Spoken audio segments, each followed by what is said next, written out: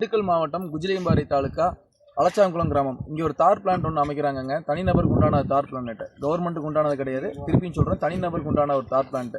இந்த தார் பிளான்ட் வந்து இங்கே அமைய போகுது அப்படிங்கிறது வந்து ஒரு 10-20 நாள் ஒரு மாதத்துக்கு முன்னாடி தான் எங்களுக்கு தகவலே தெரியும். அதுக்கு முன்னாடி வந்து இதுக்கு பர்மிஷன் வாங்கினதோ அந்த சமாச்சாரம்லாம் எங்களுக்கு எதுவுமே தெரியாது.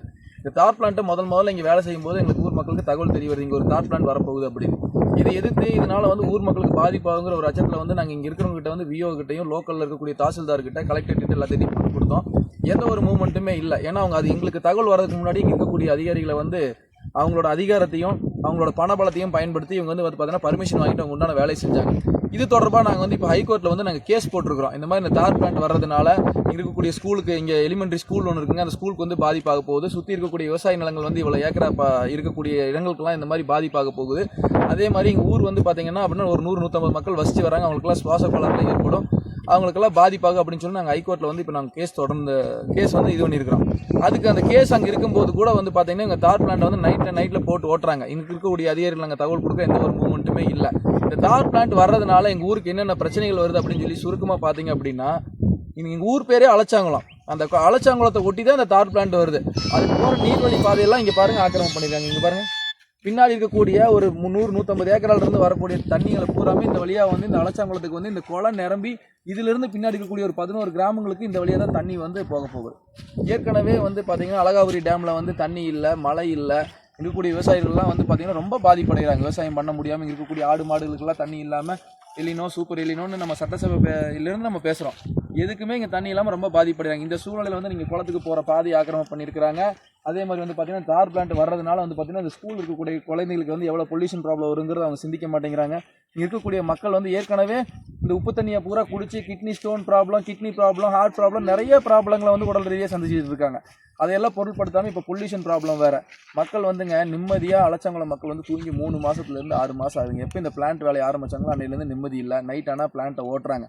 அது போக வந்து பார்த்திங்க அப்படின்னா அலச்சாங்குளம் என்ட்ரன்ஸில் இருந்து இந்த ஏரியாவில் வந்து பார்த்திங்கன்னா இப்படியே சுற்றி போனால் 1 கிலோமீட்டர் 1.5 கிலோமீட்டர் வரைக்கும் இந்த பாதையே வந்து 10 அடி தான். ஒரு டிடிசிபி பிளாட் போடணும் அப்படின்னு சொல்லி சொன்னால் 33 அடி பிளாட் வேணும். இவங்க வந்து ஒரு 10 அடி பாதையை வச்சு இதில் பர்மிஷன் வாங்கி எப்படி ஓட்டுறாங்க அப்படிங்கிறது தெரியல.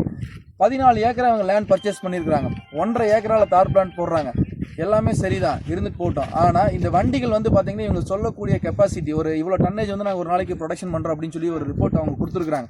அந்த ப்ரொடக்ஷன் அவங்க பண்ணுறத ரிப்போர்ட் எடுத்து ஆய்வு பண்ணி பார்க்கும்போது ஒரு நாளைக்கு வந்து இதுலேருந்து 50-60 கனரக லாரிகள் மூலமாக தான் அந்த சரக்கை வெளியில் கொண்டு போய் ஆகணும்.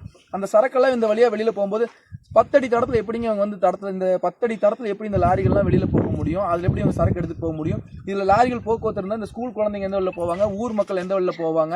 அதனால் கவர்மெண்ட்டுக்கு வந்து இந்த தார் பிளான்ட் வந்து உடனே தடை செஞ்சு எங்கள் ஊருக்கு இந்த தார் பிளான்ட் வேணாம். நாங்கள் தார் பிளான்ட்டுக்கு எதிரானவங்க கிடையாது, இந்த கம்பெனிக்கு எதிரானவங்க கிடையாது. எங்கள் ஊருக்கு இந்த தார் பிளான்ட் வேண்டான்னு சொல்கிறோம். வேறு ஏதாவது ஒரு மெயின்ஸ் ஏரியாவுக்கு மாற்ற சொல்லுங்கள். இதுலேருந்து ஒரு 15 கிலோமீட்டர் தள்ளி போனால் மெயின்ஸ் ஏரியா இருக்குது, அந்த ஏரியாவுக்கு அவங்கள மாற்ற சொல்லுங்கள். இது சம்மந்தமாக இன்றைக்கி கிராம சபை கூட்டம் வந்து இன்றைக்கி நடந்தது. அந்த கிராம சபை கூட்டத்தில் வந்து பார்த்திங்கன்னா இன்றைக்கி ஊர் சார்பாக வந்து ஒரு மனதாக நாங்கள் வந்து இந்த தார் பிளான்ட் வரக்கூடாதுன்னு தீர்மானம் போட்டு இன்றைக்கி பாஸ் பண்ணியிருக்கிறோம்.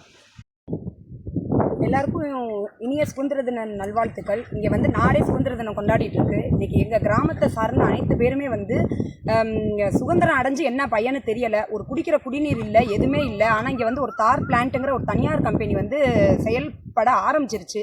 தடுக்கிறதுக்கு எவ்வளவோ போராட்டம் பண்ணோம், எல்லாத்துலேயும் போய் மனுக்கள் கொடுத்தோம். ஆனால் எந்தவித ஆக்ஷனுமே இல்லை. இது வந்து என்னன்னு கேட்டிங்கன்னா இங்கே 5 கிராமங்கள் இதை சுற்றி இருக்குங்க. இந்த 5 கிராமத்துக்கான குடிநீர் வந்து இந்த ஆலச்சாங்குளம்ங்கிறது இது ஒரு பெரிய குளம். இதுக்கு பக்கத்தில் தான் அதோடைய போர்வெல் இருக்குது. அங்கேருந்து தான் 5 கிராமத்துக்கான குடிநீர் அங்கேருந்து தான் வருது. இங்கே இருக்கிற எல்லாருமே வந்து நல்ல வசதியான வாழ்க்கை வாழ்கிறவங்க கிடையாது. எந்தெந்த கிராமங்க? ஆலச்சாங்குளத்து பக்கத்தில் இருக்கக்கூடிய குளத்துப்பட்டி கிராமம், செம்பாரப்பட்டி, புதூர்னு சொல்லக்கூடிய ரெங்கங்கொண்ட புதூர், தாசன் நாயக்கன் புதூர், இந்த மாதிரி இது பக்கத்தில் இருக்கக்கூடிய நிறைய கிராமங்கள் வந்து இதனால பாதிப்பை ஏற்படுது. இது வந்து என்னன்னு கேட்டிங்கன்னா இங்கே இருக்கிற எல்லாருமே ரொம்ப வயதானவர்கள் தான் இங்கே நிறைய இருக்காங்க. இன்னொன்று வந்து இங்கே உள்ளவங்க எல்லாத்துக்குமே அடிப்படை வருமானங்கிறது என்ன அப்படின்னா ஆடு மாடு இதுகளை வச்சு தான் அதோட பொருளாதாரத்தை இது பண்ணிட்டு இருக்காங்க. ஆனால் இப்போ இது வர்றதுனால, இந்த தார் பிளான்ட் வர்றதுனால என்னன்னா எங்களோட காற்று மாசு ஆகுது, நிலத்தடி நீர் பாதிக்குது, எங்களுடைய அடிப்படை பொருளாதாரமே பாதிச்சிரும். ஒரு நாட்டோட பொருளாதாரம் வந்து இருக்கக்கூடிய ஒவ்வொரு கிராமத்தின் பொருளாதார வளர்ச்சியை நோக்கி தான் இருக்குன்னு சொல்கிறாங்க. இங்கே எங்களோட கிராமத்தில் இருக்கக்கூடிய அடிப்படை பொருளாதாரத்தை அழிச்சிட்டு எங்களுக்கு வரக்கூடிய எந்த ஒரு தனியார் நிறுவனங்களும் எங்களுக்கு வேண்டாம். இது வந்து என்னன்னா விவசாய நிலங்கள் தான், இங்கே இருக்கிற எல்லாருமே விவசாயிகள் தான்.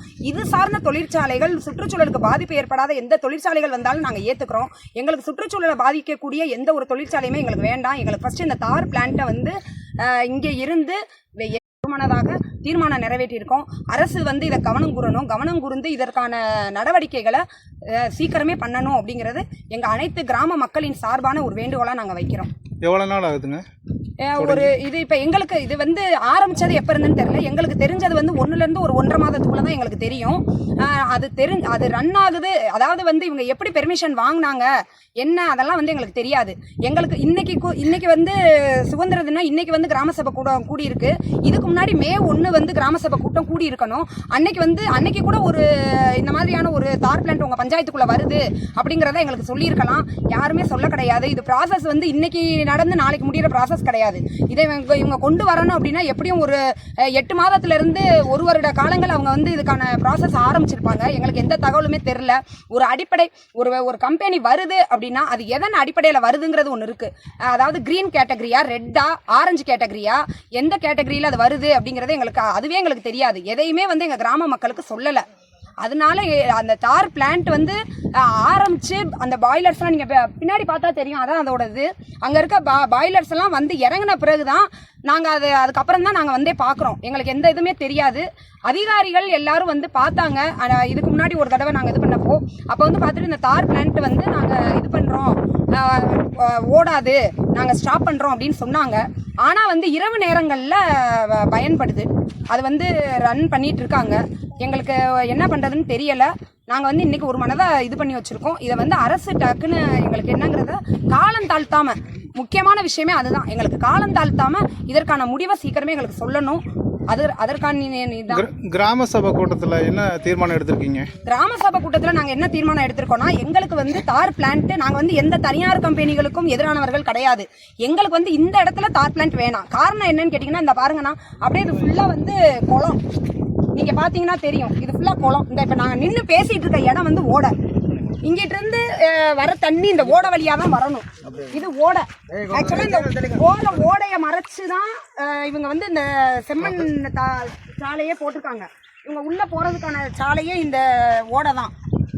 இதை வந்து எப்படி அதிகாரிகள் எப்படி பெர்மிஷன் கொடுத்தாங்க, வந்து பார்த்து ஒரு பெர்மிஷன், ஒரு தனியார் கம்பெனிக்கு ஒரு பெர்மிஷன் கொடுக்கணும்னா அது எத்தனை அதிகாரிகள் சம்மந்தப்பட்ட விஷயம். அது தொழில்துறையில் வாங்கியிருக்கணும், அவங்க சுற்றுச்சூழலில் வாங்கியிருக்கணும், தீயணைப்பு துறையில் வாங்கியிருக்கணும். எல்லாருமே அதை பண்ணிட்டாங்களா? பொதுப்பணித்துறையில் வாங்கியிருக்கணும். ரோடு அவங்க கொண்டு வர ட்ரக்கை பொறுத்து தான்.